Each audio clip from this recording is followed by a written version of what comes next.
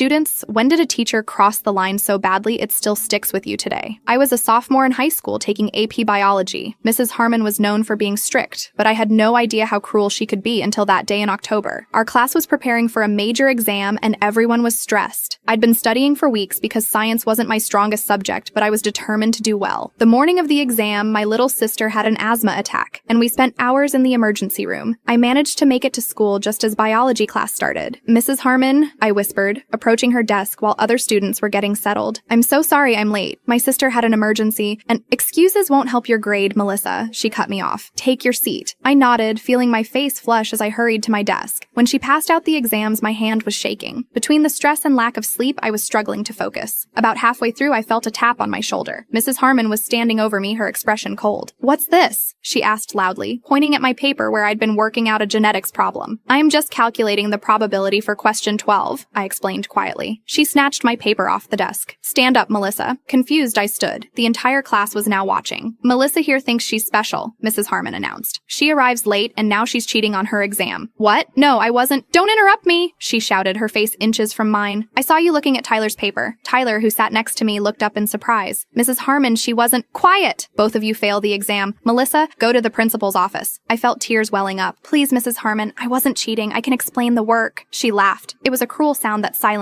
the room. Oh, you can explain genetics now? The same student who barely passed the last quiz? Your mother called last week asking for extra help, saying you're struggling. Now suddenly you're an expert. That's when something inside me broke. Not just because she was accusing me falsely, but because she'd revealed something deeply personal to the entire class. My mother had confidentially reached out, and Mrs. Harmon had just weaponized that against me. That was a private conversation, I whispered, tears now streaming down my face. Nothing is private when it comes to academic integrity, she snapped. Now go! As I gathered my things, humiliated, my classmate Emma stood up. Mrs. Harmon, I was watching Melissa the whole time. She wasn't cheating. Others began nodding. Tyler added, she was just working out the problem. I saw her paper. It's completely different from mine. Mrs. Harmon's face darkened. Are you all conspiring now? Everyone back to work? But something had shifted. The class didn't return to their exams. Several students put down their pencils in silent protest. I walked out, but instead of going to the principal, I went to my guidance counselor and told her everything. She took immediate action. By the end of the day, the principal had collected statements from 15 students who witnessed the incident. Mrs. Harmon was placed on administrative leave the next day. She never returned to teach at our school. The administration apologized to me and my mother. My exam was regraded by another teacher, but the damage was done. For years afterward, I struggled with anxiety before tests, hearing her voice in my head questioning my intelligence and integrity.